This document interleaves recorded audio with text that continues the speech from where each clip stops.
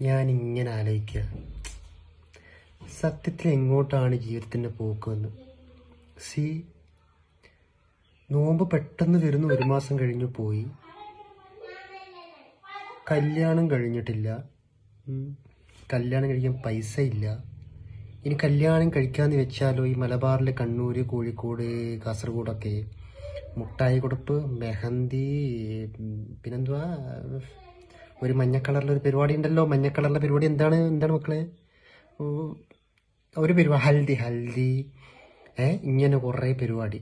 അപ്പോൾ ചെക്കന്മാർ എന്ത് ചെയ്യണം? കുറേ മുട്ടായി, സ്വർണ്ണം ഒക്കെ കൊണ്ടു കൊടുക്കണം. സ്വർണത്തിനാണെങ്കിൽ ഇപ്പം പവന് 1 ലക്ഷമൊക്കെ കഴിഞ്ഞില്ലേ.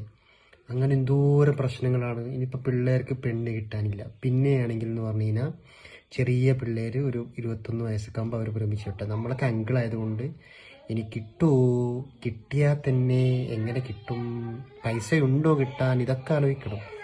അങ്ങനെ വണ്ടരടിച്ചിരിക്കുകയാണ്. വർഷങ്ങൾ ഇങ്ങനെ കഴിഞ്ഞു പോകുമ്പോൾ നല്ല ദേഷ്യം വരുന്നുണ്ട്. പക്ഷെ ഞാൻ ഹാപ്പിയാണ്, എനിക്ക് ഹാപ്പി ആവണം.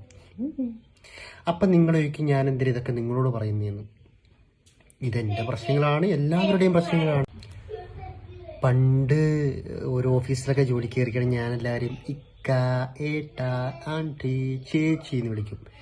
ഇപ്പം അവരെന്നെ ഇക്ക, ഏട്ട, അങ്കിൾ എന്ന് വിളിക്കുമ്പം എനിക്കിങ്ങനെ ശരിക്കും എനിക്ക് പ്രായമായെന്ന് ഞാൻ അംഗീകരിക്കുന്നില്ല.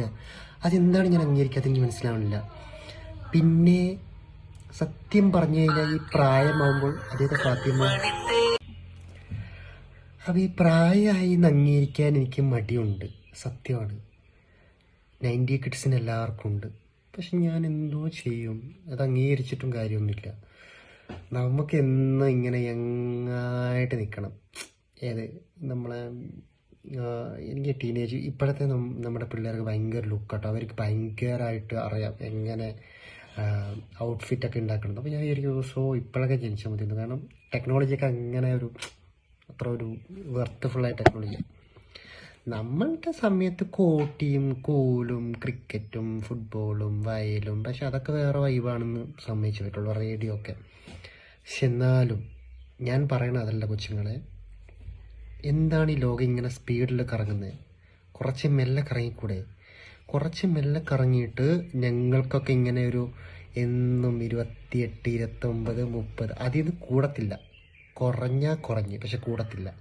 അങ്ങനെ പോകണം ലൈഫ്, എന്നും അങ്ങനെ പോകണം.